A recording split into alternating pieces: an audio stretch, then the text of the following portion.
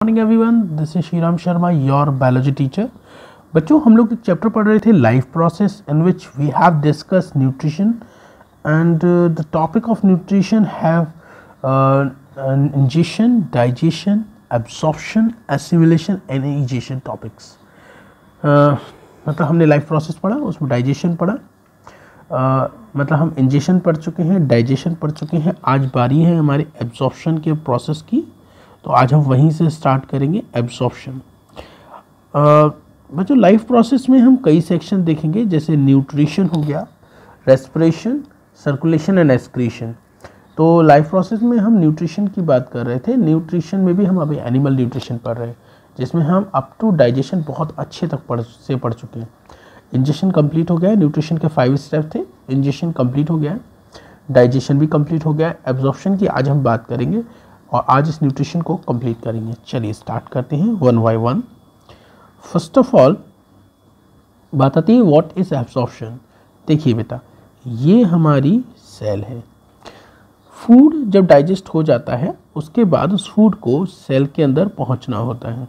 जब food digest हो जाता है तो उसको सेल के अंदर पहुंचना होता है with the help of blood.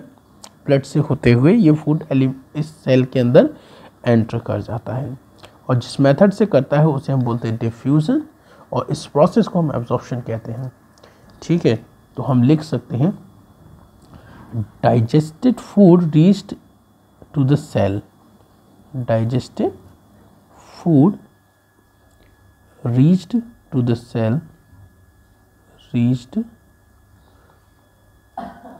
to the cell through blood,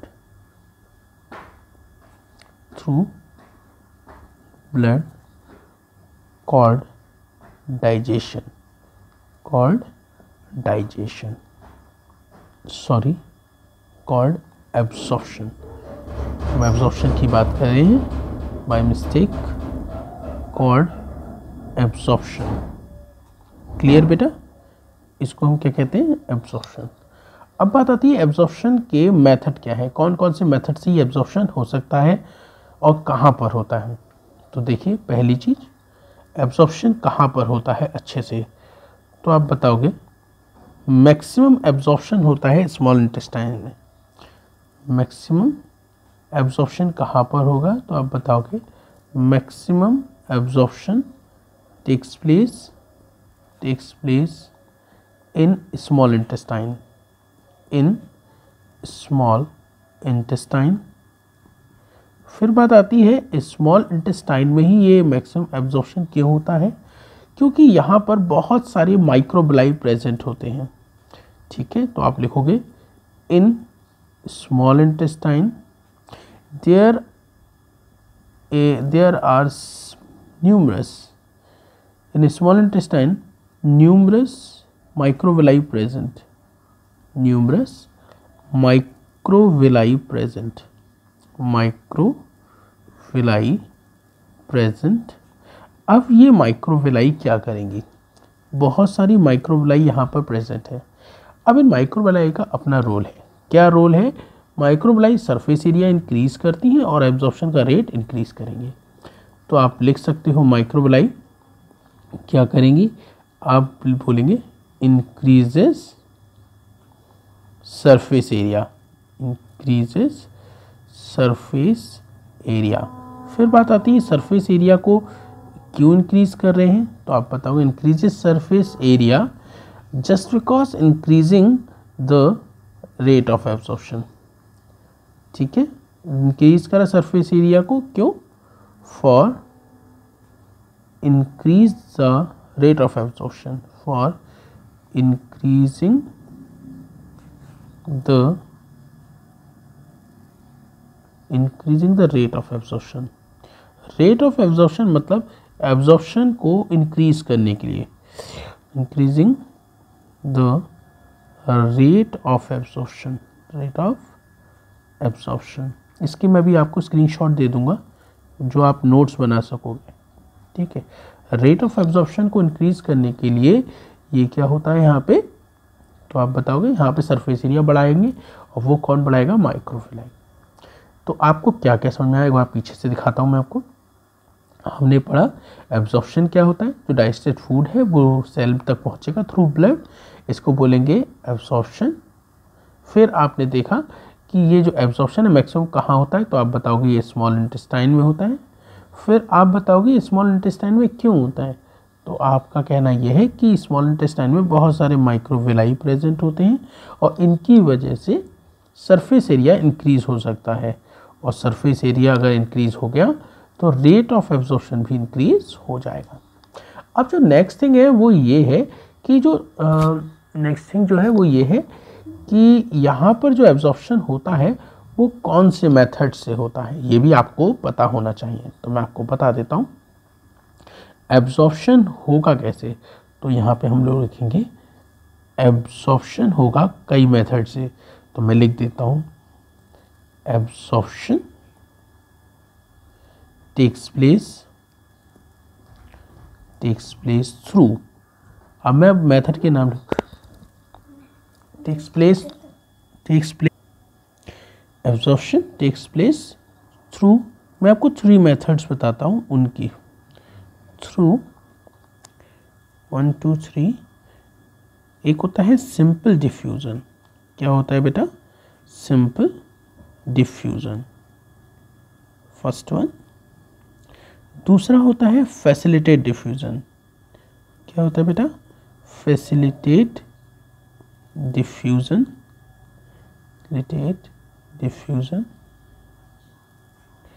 और लास्ट जो है वो है एक्टिव एब्जॉर्प्शन,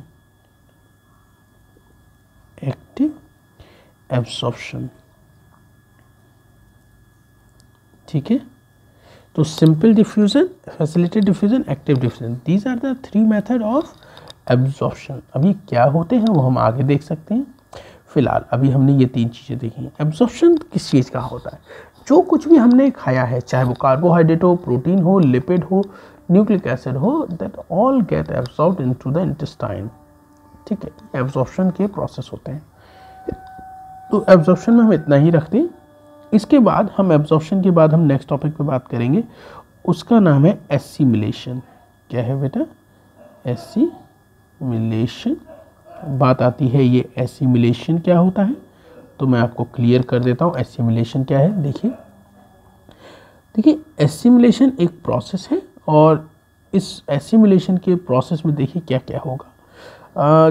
देखिए 2 चीज़ें समझिए, ये हमारी आप ऐसे समझो सेल के अंदर फूड आ गया है, सेल के अंदर जो फूड आया है उसको हम एब्जॉर्ब फूड बोलते हैं। अब 2 चीज़ें करनी है, इस एब्जॉर्ब फूड से बनानी है हमें एनर्जी, और दूसरा एक्स्ट्रा फूड को हम स्टोर कर लेंगे। तो एसिमिलेशन में 2 काम करते हैं, एब्जॉर्ब फूड जो है आया है उससे हम एनर्जी प्रोड्यूस करेंगे, एंड एक्स्ट्रा फूड को हम स्टोर करेंगे। तो वही मैं यहाँ पे लिख देता हूँ, एब्जॉर्प्शन फूड में, एसिमिलेशन में क्या होगा, absorb food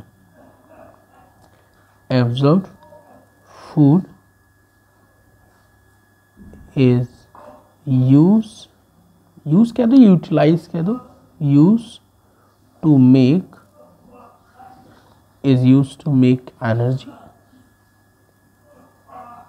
energy and extra food stored in liver and muscles। Liver और मसल्स जो होती हैं उनका काम होता है फूड को स्टोर करना इन द फॉर्म ऑफ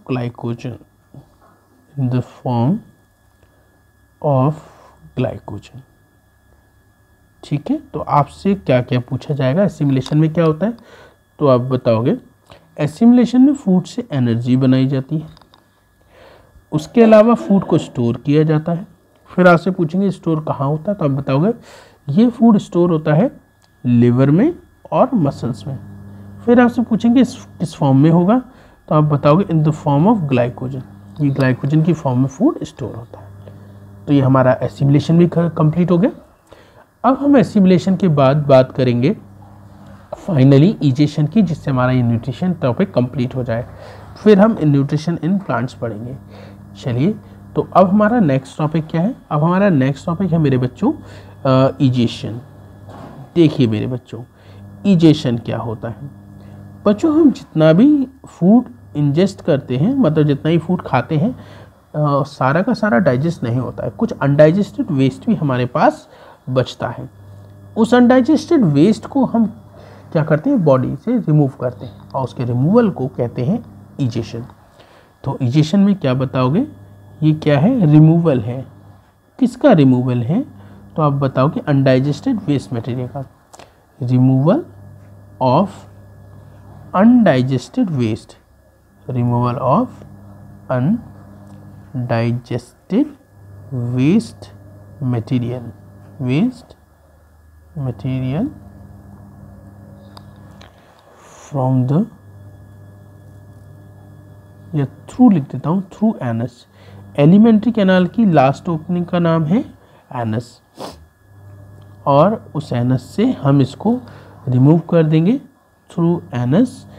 किस फॉर्म में करते हैं बेटा? तो आप बताओगे सर फीसेस की फॉर्म में करते हैं।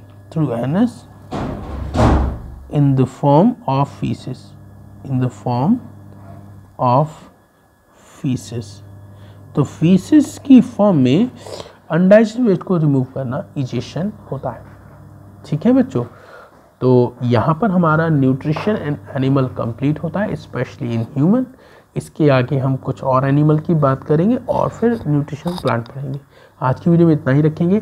Till then, thank you so much बच्चों, bye bye, take care, have a nice day.